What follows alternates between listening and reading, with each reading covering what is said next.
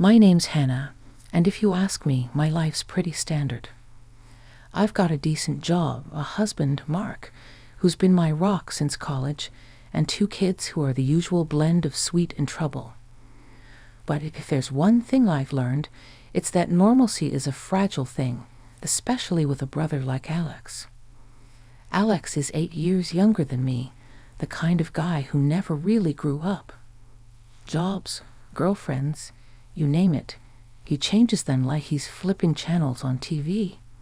And yet, he's got this habit of hitting up me or Mom whenever his wallet's feeling too light, which is always. So there we were at Mom's for our usual Sunday dinner. The house smelled like roast, and the kids were running around when the door slammed open like it was trying to break free. In strolls Alex with this girl on his arm, looking like she just walked off a beach rather than into a family gathering. Her dress was so short, I swear Mark did a double take and nearly choked on his tea. Family, meet Lisa, Alex announces all proud, like he's won an award. My fiancé, and guess what? We're going to have a baby. The room went silent. You could have heard a pin drop. Mark was coughing his lungs out. Mom was frozen with her mouth half open, and I was just staring, thinking, here we go again. Alex, are you out of your damn mind? I couldn't help myself. You can barely take care of yourself. Lisa, hands on her hips, eyed me like I was something she stepped in. We're very happy, thank you, and we don't need negativity, right, babe? Alex nodded, slinging an arm around her. Yeah, we're doing great, he said. Right, Mom? Mom, bless her, was trying to find her words. Congratulations, but Alex, have you thought this through? A baby is a big responsibility. Of course he hasn't, I muttered, earning a glare from both of them. Listen here, Hannah, Alex shot back. I don't need a lecture from you. We're going to be fine. Right, Lisa? Lisa smirked. Absolutely. And we'll need a bit of help, obviously, starting with living here for a while. I almost choked on my own spit. Live here with Mom? Are you kidding? Why not? Lisa snapped. It's not like we have anywhere else to go, and it's not forever, just until Alex finds a new job. And when will that be? I couldn't stop the sarcasm. You planning on hitting the job hunt hard between gaming sessions? Alex strode all casual-like. I'll figure it out. I always do. Mom finally spoke up, trying to smooth things over. Well, we'll make do. We always do, right, Hannah? I looked at her, at the resignation in her eyes, and my heart sank. Yeah, Mom, we always do. Dinner was tense after that. Mark kept giving me these looks like he was bracing for the storm he knew was coming. And me? I was just trying to wrap my head around the circus my life was about to become. After dinner, with the kids and Mark helping Mom with the dishes, I cornered Alex in the living room. You can't keep doing this, you know. Dumping your problems on Mom, on me. It's not fair. Alex, lounging like he owned the place, just shrugged. What do you want me to say, Hannah? Life's tough. I'm doing my best. Your best? I was fuming. Dragging a pregnant girl into this mess, expecting everyone else to pick up your slack. Hey, Lisa yelled from the kitchen. Watch how you talk about us. I took a deep breath, counting to 10 in my head. Arguing wasn't going to solve anything, not with Alex, not now. Just try to think about someone other than yourself for once, I finally said, more tired than angry. Alex just looked at me, and for a second, I thought I saw a flicker of something like guilt. But then he smiled, that carefree, reckless smile that always spelled trouble. We'll manage, sis. We always do.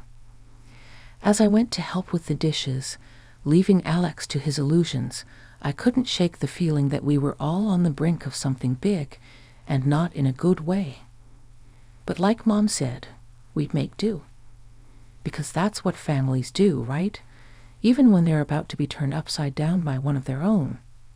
Having Alex and Lisa move in was like inviting a hurricane into your house and hoping it would just water the plants.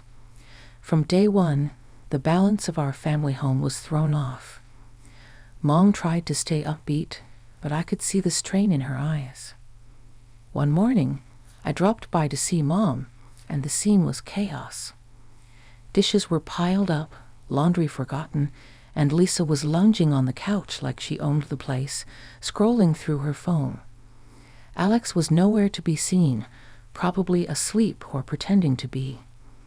"Morning, Lisa," I said, keeping my voice neutral. "Need help with anything?" She barely glanced up. "Oh no, I'm good. Just resting, the baby." "Right, the baby." I looked around at the mess. "And Alex?" She shrugged. "Asleep, maybe. I don't keep tabs on him." "Of course not. Why start now?" I sighed and started picking up. Mom came in, her smile a bit too forced. "Hannah, you don't have to do that." "I don't mind, Mom. Can't have you dealing with all this alone." Lisa watched us, not moving an inch. "You're so good to your mom," she said, and I couldn't tell if she was being sarcastic. "Someone's got to be," I muttered, throwing a glance her way. She just smiled, unfazed. Later, I caught Alex in the kitchen, raiding the fridge. "Nice of you to join the living," I snapped. "Your fiancée's made herself right at home." He grabbed a soda, not looking at me. "Yeah, well, she's pregnant. Needs to rest." "And you? What's your excuse?" He leaned against the counter, all casual-like. "I'm looking for work, all right. It's not easy out there." Could've fooled me. Seems like your full-time job is avoiding responsibility. He rolled his eyes, cracking open his soda. "Why you always gotta be on my case, Hannah? I'm handling it." "By handling, you mean letting Mom clean up after you too?" He didn't have an answer to that, just sipped his soda and shrugged. The final straw came when Lisa announced they wanted a small wedding at the house. "Nothing fancy," she said, laying out plans that sounded anything but. Just something memorable. I looked at Mom, who was trying to hide her worry. "And how do you plan to pay for this small wedding?" Alex jumped in. "We thought Mom could help, as a gift." I laughed. It was that or scream. "You're joking, right? You want more from her." Lisa stood up, hands on her hips. "It's not like we're asking for much, just a little help." "A little help?" I was fuming now. "You've done nothing but take since. Mom's on a fixed income, and you're planning a wedding like she's made of money," I said. Alex tried to intervene. "Hannah, come on. It's just." "No, Alex. Enough is enough. You two need to start taking responsibility for your own lives.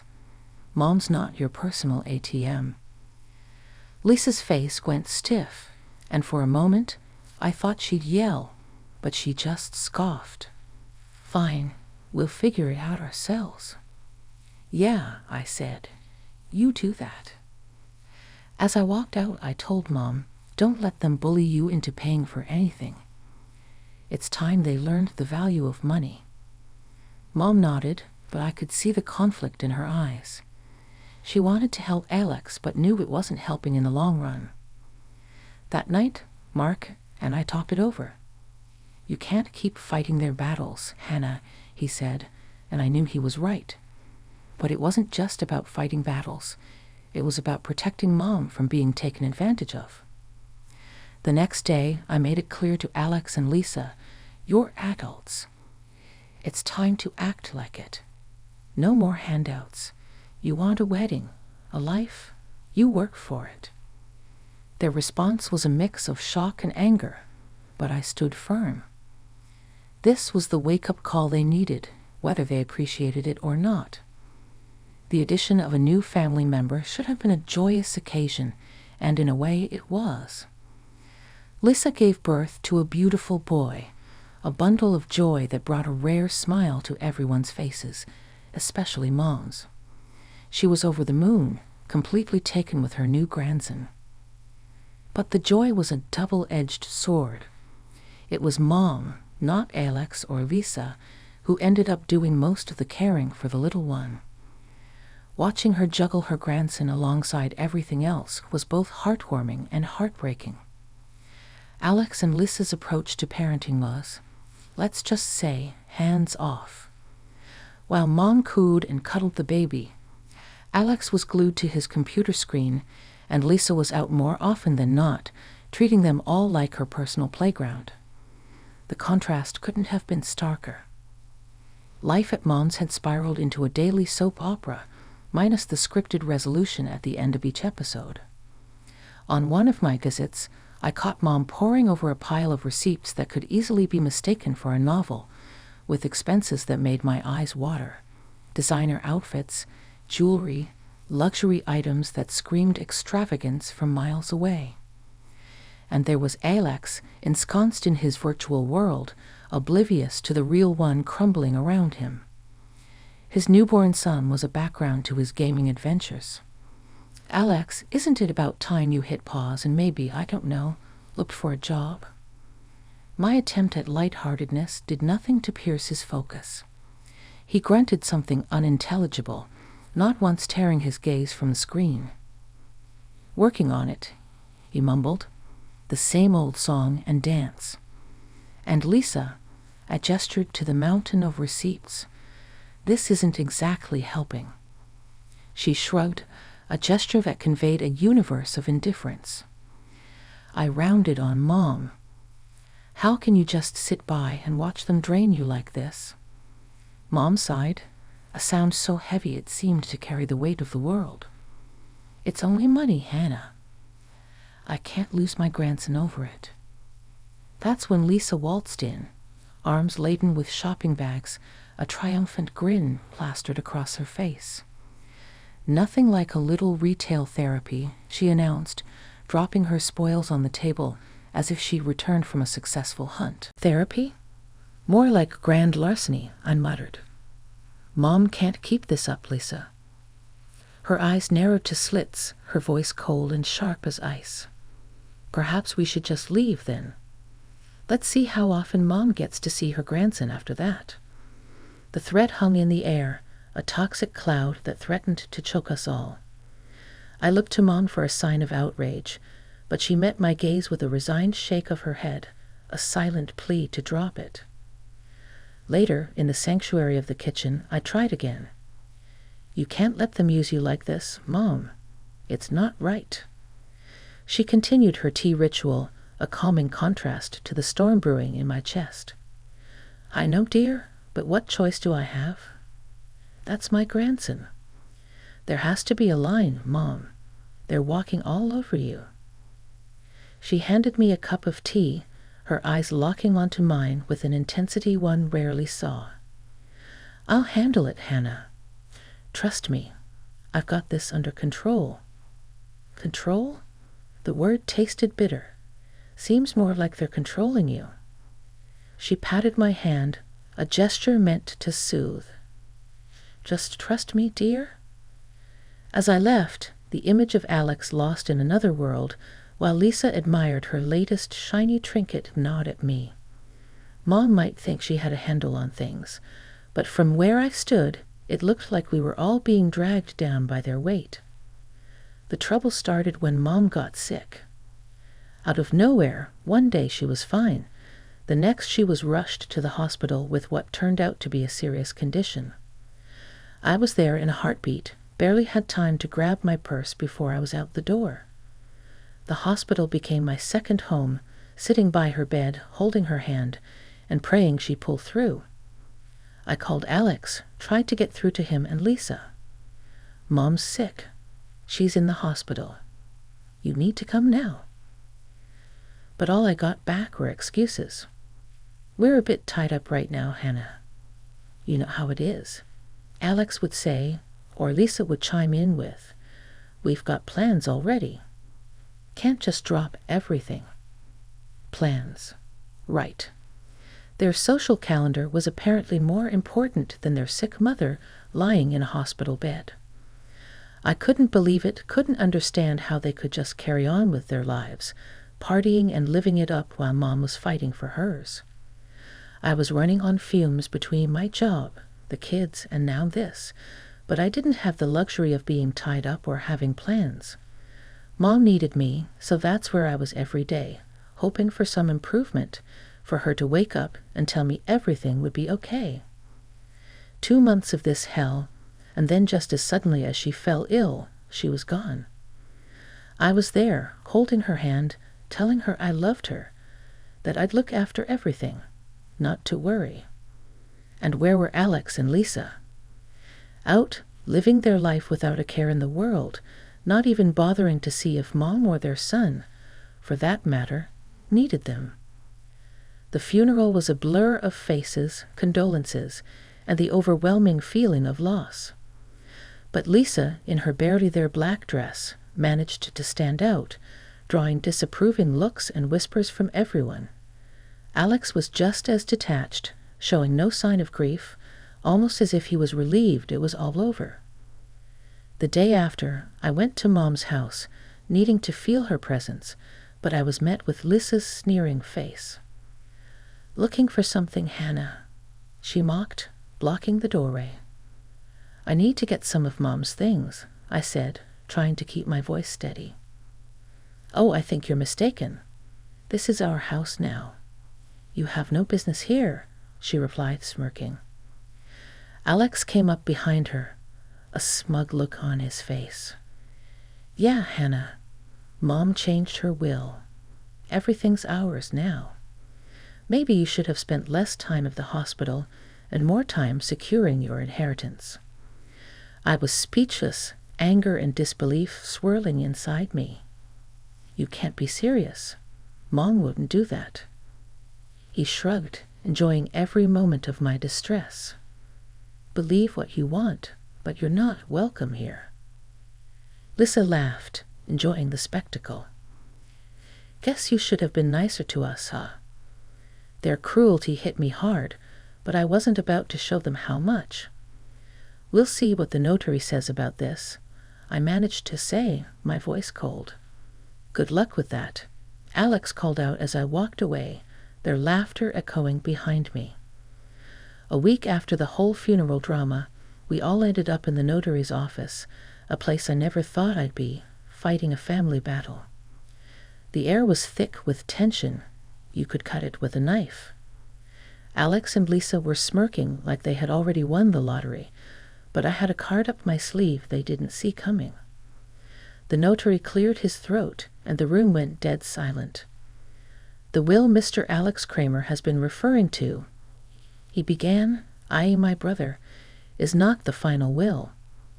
Your mother made another visit here with Hannah to draft the final document." Lisa's face turned a shade I didn't know existed. "What the hell does that mean?"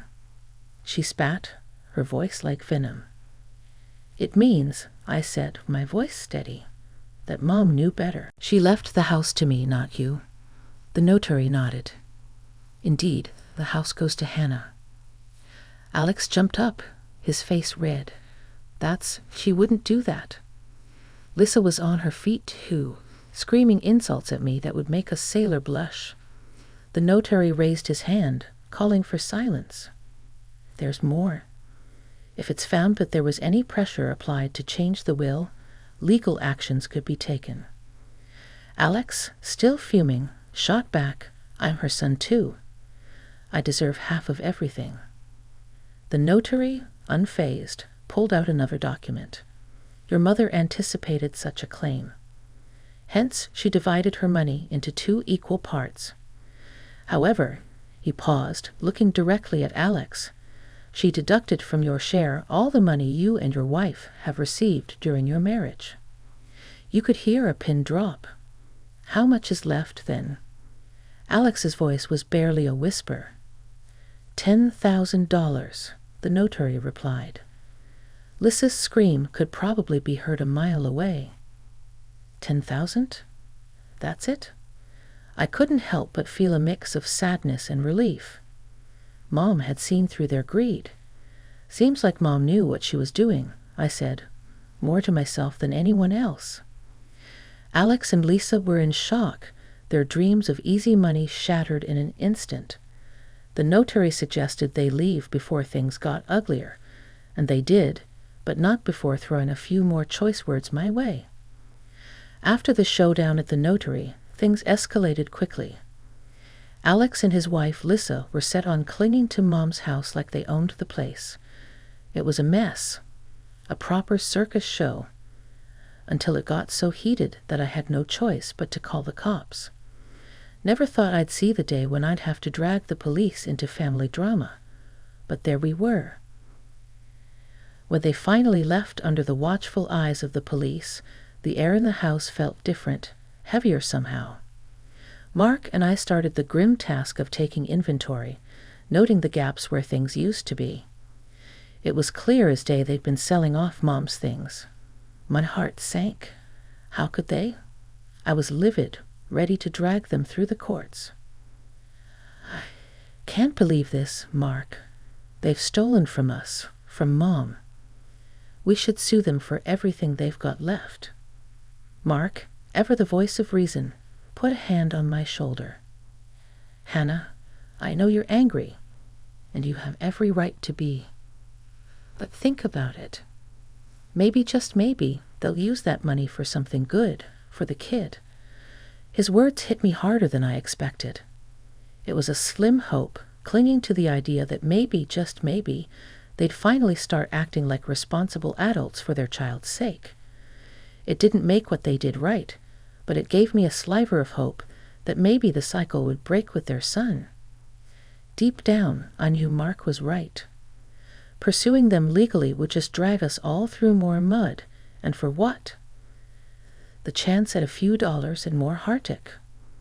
No, it was time to let go, to move forward and focus on healing, on building something better from the wreckage they left behind. So I let it go, not for them, but for me, for us. It was time to close this chapter and start anew, with the hope that maybe, just maybe, they'd find their way. Months rolled by in silence, a welcome break from the chaos that had enveloped our lives. But peace has a way of being fleeting. Word got to me that Alex and Lisa had sunk further, living in some rundown apartment, scraping by. Alex was jumping from one odd job to the next, and Lisa, she was chasing after rich men, leaving their little boy, my nephew, pretty much on his own. Hearing that felt like a punch to the gut. That kid deserved better, so much better than what those two could ever offer him. I started gathering the paperwork, the legal documents needed to strip them of their parental rights. It was a heavy decision, but every fiber of my being told me it was the right one. That boy needed a real family, stability, and I was determined to give it to him. When I finally approached Alex and Lisa with the idea, bracing for a fight, their reaction took me by surprise. They were indifferent, almost relieved to be rid of the responsibility. "You sure about this, Hannah?" Alex asked, no hint of the brother I once knew in his eyes. "You know, taking on a kid is a lot." I couldn't hide my disgust, my disappointment. "He's your son, Alex. Doesn't that mean anything to you?" Lisa, ever the opportunist, chimed in with a shrug. "If you think you can give him a better life, then why not? We've got our own lives to figure out." Their casual dismissal of their flesh and blood boiled my blood, but I swallowed the anger. This was about him, not them. "Yeah, I'm sure. More than you've ever been about anything. He'll be loved and cared for. That's more than what you've ever offered him." The paperwork was straightforward, their signatures quick and emotionless. As I walked away, documents in hand, it was a bittersweet victory. That little boy was going to have a chance now, a real family with me and Mark. It's been a stretch of quiet months, a silence from Alex and Lisa that spoke volumes. They vanished off the grid, no calls answered, no trace of them at their last known spot. I've toyed with the idea of getting the authorities involved, wondering if a missing poster is the next step. Meanwhile, our home has been filled with a different kind of noise, the joyful chaos of kids and their boundless energy. Our little nephew, now effectively my third child, has settled in as if he's always been here. My kids, bless them, have taken to him like ducks to water, showering him with the kind of love and attention that's both heartwarming and a tad overwhelming. We're going to build the biggest fort this living room has ever seen, declares my eldest, rallying the troops with a sparkle in her eyes that could outshine the sun. The little one, barely understanding but eager all the same, claps his hands with glee, a toothy grin plastered across his face. Fort, fort, he echoes, stumbling over the words but clear in his enthusiasm. Mark and I, we've moved into Mom's old house, a sprawling place that once seemed too vast, but now feels just right. There's a room for every mood, a space for every laughter, and a corner for every whispered secret. It's become a home in the truest sense, filled with memories we're making fresh each day. I never thought we'd fill this place up, I muse aloud one evening, watching the kids turn the living room into a labyrinth of cushions and blankets. Mark wraps an arm around me, pulling me close. We always had the space, just needed the right people to fill it. And he's right. This house, once echoing with the past, now thrums with the present and whispers promises of the future. As for Alex and Lisa, their absence is a void, but not one that sucks the life out of us. If anything, it's given us clarity, a purpose. We've built something solid, something real out of the wreckage they left behind.